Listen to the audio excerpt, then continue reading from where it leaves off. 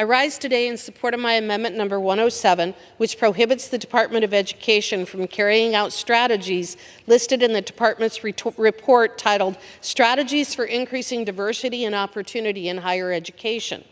In June 2023, the Supreme Court, through the decision in Students for Fair Admissions versus Harvard, rightfully ended affirmative action and processes related to the admission of students into higher educational institutions based upon racial factors. This landmark case has finally ended affirmative action, an agenda that its supporters lauded for maintaining equity and inclusion, but what was actually founded upon, implemented, and pursued for the purpose of furthering racial discrimination. As Justice Roberts has previously said, the way to stop discrimination on the basis of race is to stop discriminating on the basis of race. I agree. That, however, is not the way that the Biden administration sees it. The Biden administration and the Federal Department of Education don't seem to care what the Supreme Court says and have every intention to continue implementing programs that directly violate the fair admissions decision. The current federal education department has done what agencies like this do best. They release a report that, while having no force and effect of law, provides a roadmap for colleges and universities to effectively continue their race-based admission practices. The Federal Department of Education, in other words, is simply continuing with its race-based discrimination, just calling it by another name. My amendment is designed to block the Department of Education's efforts in that regard, and I encourage my colleagues to vote in favor. With that, I reserve. The gentlewoman reserves. Any member claim time in opposition? Madam Chair, I claim the time in opposition. The gentlewoman is recognized. I rise in opposition to this amendment. This amendment blocks suggestions and recommendations from a report by the Department of Education to ensure that college is available to all Americans who wish to attend, not just the wealthy, not just the privileged. In this report, the department has identified promising practice based on evidence that institutions can consider.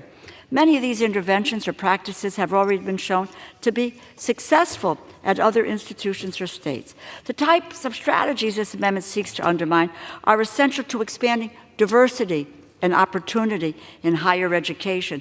Enjoy broad, bipartisan support. Strategies like supporting K-12 college counseling, why not? Providing emergency and need-based aid, why not? Supporting transfer and community college partnerships, why not? Instead of proposing amendments like this that would harm students, I hope my colleagues across the aisle will join me and the Department of Education. Let's expand educational opportunity for all Americans. Let's have a literate, educated society. I urge my colleagues to vote no on this amendment, and I yield back the balance of my time. The gentlewoman yields. The gentlewoman from Wyoming is recognized. This report, released in September 2023, describes the strategies that colleges and universities may use to continue their discriminatory diversity, equity, and inclusion agenda by suggesting that admission procedures include a holistic review of student candidates, emphasizing such factors related to their experiences with hardship, including racial discrimination, sources of inspiration, and demonstration of resiliency, and other qualities with clear racial undertones. Let me be clear, admission practices and professional recruiting standards are areas in which merit should be the sole and primary focus when selecting new candidates. My amendment prohibits the Department of Education from carrying out its strategies listed in the department and report and ensures compliance with the Supreme Court's decision. I urge my colleagues to vote yes, and with that, I yield back. The gentlewoman yields.